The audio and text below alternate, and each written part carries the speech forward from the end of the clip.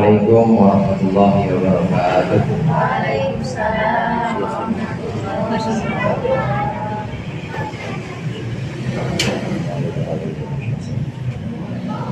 Al-Fatihah.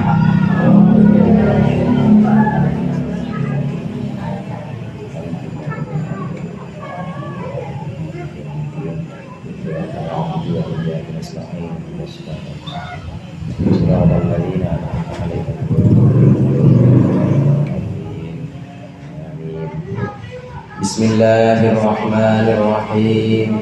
Alhamdulillahil tullabi wa usahilil khairi liman yata'allamu.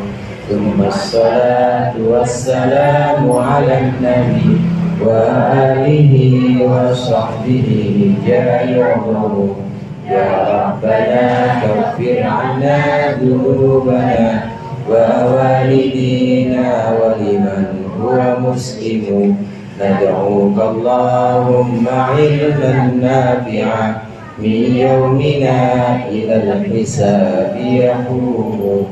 Amin amin amin wa ya fattahu. Amin amin amin wa ya alimu. Bismillah, walhamdulillah, wassalatu wassalamu ala sayyidina Muhammadir Rasulullah wa ala alihi wa ashabihi wa man tabi'ahu huda wa la hawla wa la quwwata illa billah. Amma ba'du. Segenap ibu-ibu, para ustazah, para hadiah, jamaah majelis taklim Rabu sore yang dimuliakan oleh Allah. Bismillah, pada sore hari ini kita berkumpul kembali untuk melanjutkan pengajian kita, yaitu kitab Safinatul Najah. Mudah-mudahan apa yang akan kita pelajari menjadi ilmu yang bermanfaat dunia akhirat. Amin ya rabbal alamin. Tentang puasa yang merupakan rukun Islam yang keempat atau rukun Islam yang ketiga. Ini sudah kita bahas terkait dengan syarat wajibnya. Terakhir kemarin ada 5 syarat yang menyebabkan seseorang itu wajib puasa Ramadan. Yang pertama Islam, yang kedua mukallaf atau taklif. Orang non muslim tidak wajib. Begitu juga anak kecil kayak Naira nggak wajib puasa, belum wajib, namun diajarkan sampai usia 10 tahun. Kalau 10 tahun sudah balik, kemudian dia belum juga melaksanakan puasa Ramadan, maka harus dipukul pukulan yang tidak melukai. Islam dan mukallaf yaitu balik serta berakal. Tokoh ada kemampuan untuk melaksanakan puasa. Kalau tidak ada kemampuan melaksanakan puasa Ramadan, nggak wajib juga, Bu. Ada orang sudah tua, sudah sepuh, memang udah gak mungkin lagi melaksanakan puasa Ramadan, maka tidak wajib. Boleh dia siang-siang bulan Ramadan minum es kelapa, boleh. Walaupun mantunya pada puasa, ya boleh. Kalau emang gak kuat, namanya tokoh atau kemampuan. Kemudian yang keempat, sehat. Artinya orang yang sakit boleh tidak berpuasa, tidak wajib untuk orang yang sedang dilanda penyakit, misalnya dia tidak wajib berpuasa Ramadan. Dan yang terakhir kemarin yaitu iqamah. Iqamah itu artinya mukim, tidak dalam perjalanan. Ibu yang sedang dalam perjalanan boleh buka puasa Ramadan. Kalau perjalanannya, kemarin syaratnya kalau perjalanannya berangkatnya sebelum subuh. Ini menurut satu qaul atau satu pendapat. Ada juga yang membolehkan, Bu, meskipun berangkatnya itu setelah subuh, habis subuh jam 6 misalnya.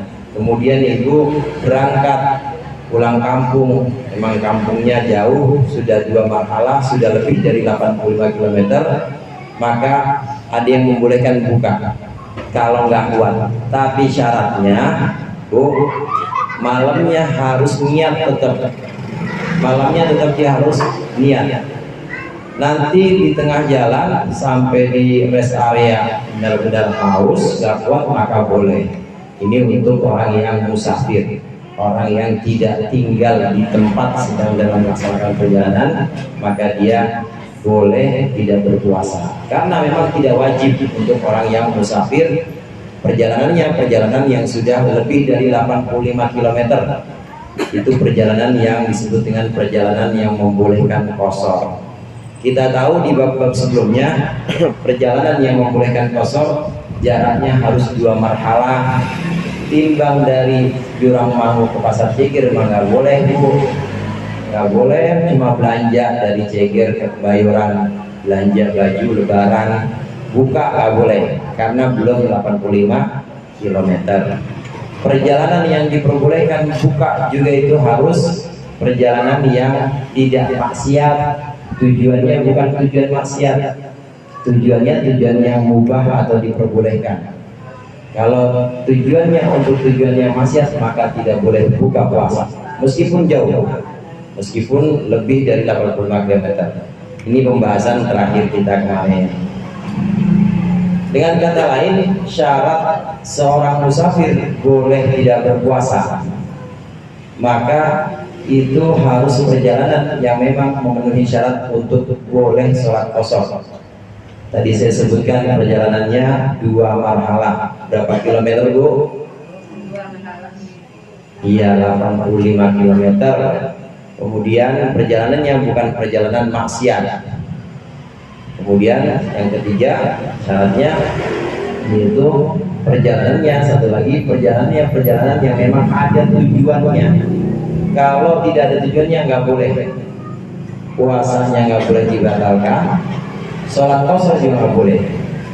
Orang pergi dari rumah ditanya misalnya mau kemana bang, tahu gua mah pokoknya selangkah-langkah kaki gua aja. Jadi lagi galau dia, lagi ngambek sama keluarganya, pergi aja nggak ada tujuan. Dia memerat Bu, kabur. Dia kabur nggak ada tujuannya. Meskipun dia kaburnya sampai ke Cirebon misalnya, tetap nggak boleh mengqashar sholat dan nggak boleh berbuka puasa Ramadan karena perginya tanpa tujuan yang jelas. Ini syarat untuk musafir yang boleh mengqashar sholat, sama dengan syarat untuk musafir yang boleh berbuka puasa.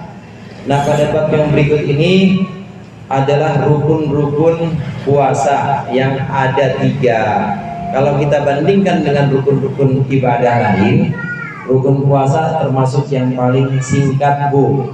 Rukun sholat, ingat gak Bu, ada berapa? Ada 17 rukun sholat. Rukun wudhu ada berapa, Bu? Gimana ulangan ini? Terus kalau saya bagi rapot merah semua. Rukun wudhu 6, mulai dari niat, basuh muka dan lain sebagainya. 6. Kemudian sholat 17 rukunnya. Kemudian ibadah-ibadah yang lain, haji misalnya, itu 5. Nah, ini rukun dari puasa cuma 2. Kalau di sini disebutkan 3, sebenarnya ada yang menyebutkan hanya 2, karena nanti di rukun yang terakhir, dan nanti akan bahas rukun terakhir ini hanya satu rukun yang kadang-kadang tidak disebutkan oleh ulama-ulama lain. Mari kita baca sama-sama. Bismillahirrahmanirrahim. Arkanuhu salasatu asya'a. Niyatun lailan di kulli yaumin fil fardi wa tarku mufattirin zakiran mukhtaran ghairu jahirin ma'durin wa shaimun. Rukun-rukunnya puasa itu ada 3 perkara. Ini 3 perkara yang merupakan rukun wajib terpenuhi semuanya. Yang pertama niyatul lailan, yaitu niat di malam hari, likulli yaumin fil fardi, untuk setiap harinya dalam puasa fardu. Ada beberapa ketentuan di sini. Niat dalam puasa fardu yang penting di sini. niat dalam puasa fardu, maka harus diletakkan lailan, di malam hari. Untuk puasa fardu seperti Ramadan, apalagi tuh puasa yang wajib selain Ramadan, qadha, betul, puasa qadha. Apalagi selain itu, Bu? Nazar, betul, Ibu nazar. Kalau anaknya dilamar sama Raja Minyak, maka saya akan puasa 1 minggu misalnya. Benar, ada anaknya Raja Sleman, Raja apa Sleman namanya? Raja Sleman melamar ibu, ngelamar ibu, melamar anak ibu maksudnya. Maka harus membayar nazar, puasa wajib. Ada lagi namanya puasa kafarah. Puasa kafarah itu puasa membayar puasa karena dosa yang tertentu, dosa tertentu yang dilakukan, seperti dia melanggar sumpah, bayar kafarah, puasa kafarah. Ini adalah puasa-puasa wajib. Untuk puasa wajib seperti puasa Ramadan dan lainnya, maka niatnya wajib sebelum subuh, di malam hari. Tidak cukup niatnya itu di siang hari. Ada seseorang misalnya, dia puasanya puasa nazar, hajatnya sudah terkabul, dia pengen puasa nazar, tapi dia baru niatnya udah siang, udah jam 8:30, ngelihat teman-temannya pada puasa, di dapur juga nggak ada makanan, istrinya lagi pergi, bayar nazar, nggak sah puasanya, karena dia niatnya baru siang. Jadi bagaimana niatnya? Harus di malam hari. Ini contoh puasa nazar yang wajib. Contoh puasa Ramadan misalnya, untuk puasa Ramadan kita sering letakkan niatnya itu setelah sholat witir. Misalnya selesai sholat witir semua, ya udah selesai, alhamdulillahirabbil alamin, imam amin, nawaitu soma Godin an adai Isyari Ramadan hadisati Lillahi ta'ala. Itu namanya niatnya sudah kita laksanakan di malam hari, sah. Kalau ada orang tidak terawih misalnya, sholat isya doang lalu tidur, kemudian bablas bangun-bangun 5:30, lupa dia tidak niat, maka puasa saat itu, hari itu tidak dianggap. Kenapa? Karena dia tidak memenuhi rukun yang pertama, yaitu niat di malam hari. Wajib niat di malam hari. Dan niat ini untuk puasa fardu seperti Ramadan, niat ini harus likulli yaumin, setiap hari harus diniatin. Jadi niat buat hari Rabu ini ya tadi malam niatnya, besok buat hari Kamis ntar malam niat lagi, buat hari Jumat ntar malam niat lagi. Setiap hari artinya di malamnya itu harus diniatkan. Niat dengan menyebutkan nawaitu shauma ghadin dan seterusnya, itu harus menyebutkan di malam hari, tidak boleh di siang harinya. Ini khusus untuk puasa fardu. Nah, kemudian tidak sah atau tidak cukup kita niat puasa untuk seluruh Ramadan. Aku niat berpuasa seluruh Ramadan tahun ini fardu karena Allah Ta'ala. Itu tidak cukup, kecuali kalau kita taklid atau ikut kepada Imam Malik. Ini buat siasat atau buat antisipasi, Bu. Ada nggak yang pernah lupa kagak niat, Bu? Pernah lupa nggak niat nggak malamnya? Itu kalau lupa niat malamnya, siangnya nggak dianggap puasanya, jadi wajib dibayar. Apakah boleh terus makan gado-gado? Nggak boleh, tetap haram, tetap harus nahan. Cuma ya haus, ya lapar, tapi nggak dianggap karena tidak niat malam hari. Untuk antisipasi supaya kita tidak percuma menahan haus dan lapar, maka kita bisa mengikuti Imam Malik tadi. Di awal Ramadan, sholat tarawih yang pertama kali malam ya malam, nanti malam ini sholat tarawih pertama kali, itu kan 1 Ramadan, maka ibu boleh niat untuk seluruh Ramadan. Jadi bagaimana niatnya? Aku niat berpuasa seluruh bulan Ramadan tahun ini fardu karena Allah, mengikuti Imam Malik gitu. Coba mengikuti saya Bu. Aku niat berpuasa seluruh bulan Ramadan tahun ini mengikuti Imam Malik fardu karena Allah. Kurang lebihnya seperti itu niatnya. Boleh berbeda, yang penting ibu ada kata-kata aku niat berpuasa seluruh Ramadan, harus disebutkan itu. Dan ada mengikuti Imam Malik fardhu lillahi ta'ala, itu harus disebutkan.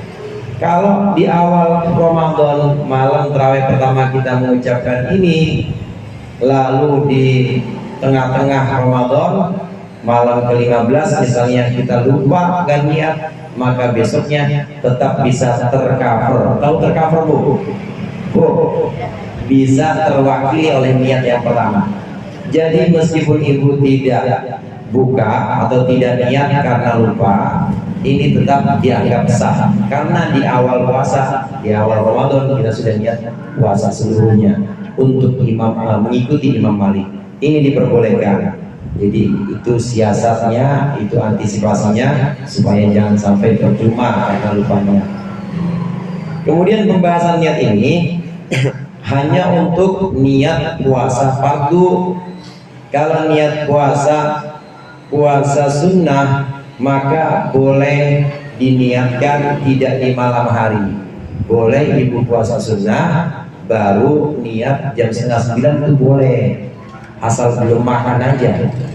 Asal habis subuh ibu belum makan apa-apa, ternyata memang suami nggak ada, anak-anak pada pergi, ibu ogah masak, nggak makan apa-apa dari subuh, niat puasa di situ boleh. Aku niat puasa sunnah karena Allah, dapat, boleh niat di situ. Untuk niat yang tadi disebutkan harus malam hari, itu adalah niat puasa wajib.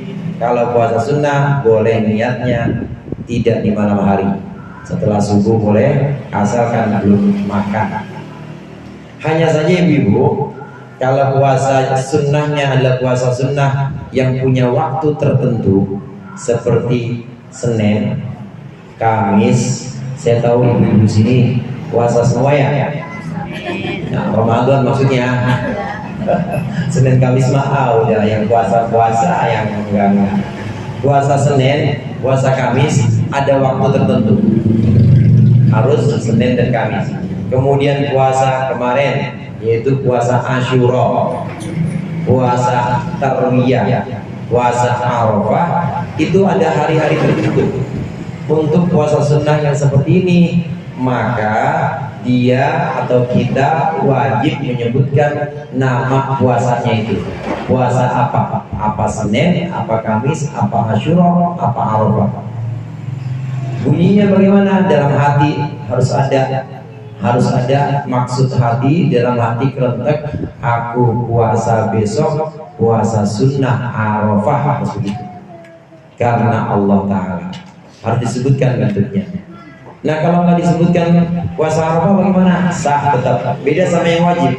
Kalau yang wajib nggak sah, harus qadha. Tapi kalau kita nggak menyebutkan Arafahnya bagaimana? Aku niat puasa sunnah besok, nggak nyebutin Arafah, tetap sah. Tapi pahalanya, pahala Arafahnya nggak dapat. Dapatnya pahala sunnah biasa. Jadi tidak terpengaruh sah atau tidaknya, hanya masalah ganjarannya. Ganjarannya kalau kita pengen ganjarannya itu seperti yang dijanjikan oleh Rasulullah, puasa Arafah itu menghapus dosa setahun misalnya, maka kita harus sebutkan aku niat berpuasa besok sunnah Arafah, seperti itu. Senin juga begitu, aku niat berpuasa besok Senin, berpuasa sunnah Senin karena Allah. Ini bedanya puasa sunnah yang tidak ada waktunya mutlak dengan puasa yang ada waktu-waktu tertentu. puasa Syawal juga ada waktu-waktu tertentu. Ini tentang niat. Jadi rukun puasa yang pertama apa Bu? Niat, harus setiap hari. Dan untuk antisipasinya dalam puasa fardu kita boleh meniatkan di awal pelaksanaan 1 bulan itu. Kemudian yang kedua yaitu tarku mufattirin dzakiran mukhtaran ghairu jahilin ma'durin. Yang kedua yaitu meninggalkan perkara yang membatalkan. Yang membatalkan puasa itu nanti ada pembahasan yang di bab berikutnya. Itu ada pembahasannya yang membatalkan puasa. Ada 4 yang membatalkan puasa. Yang pertama yaitu hubungan suami istri.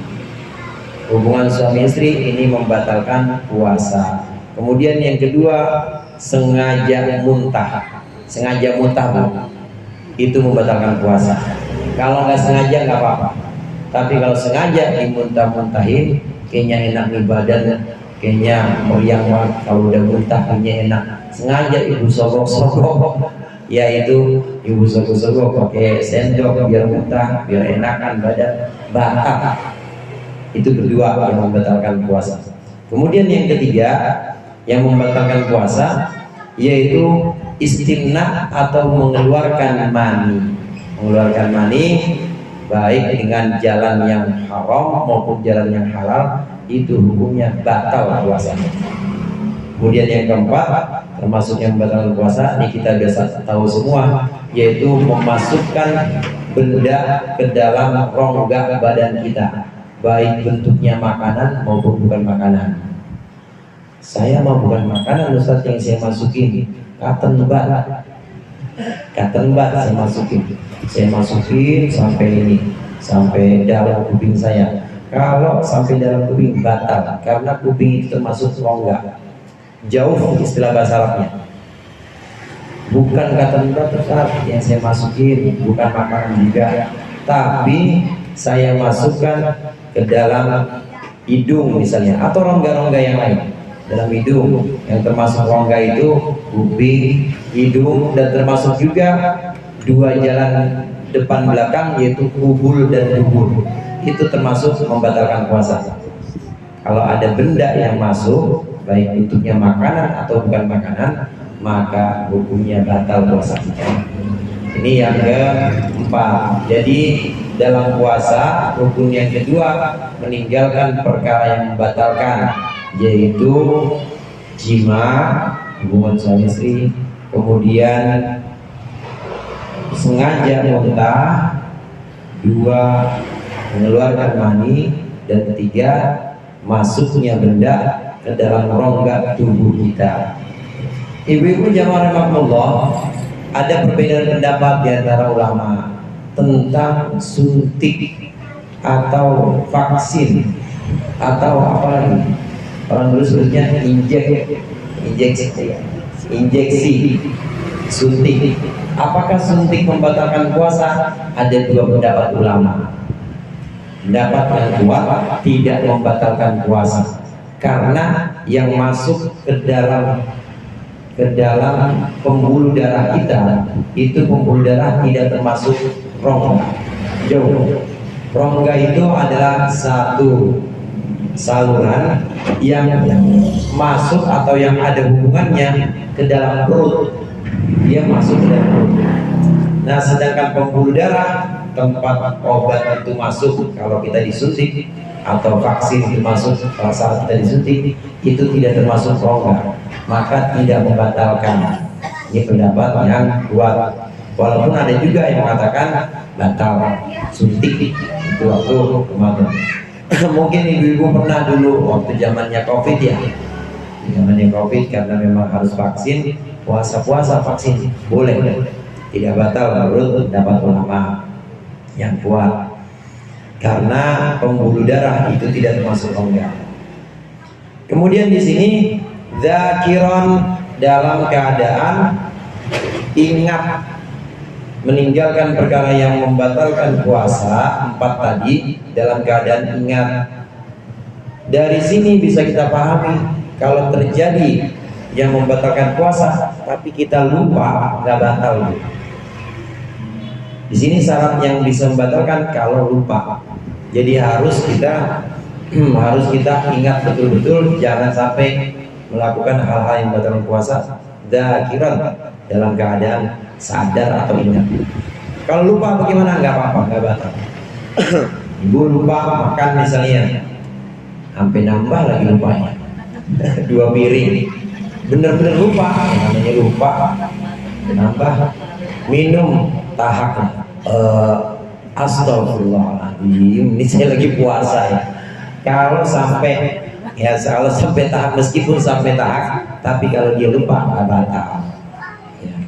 Tapi ya oke, lokan masa iya sampai nambah lupa. Jadi yang lupa itu tidak batalkan, makan, minum misalnya.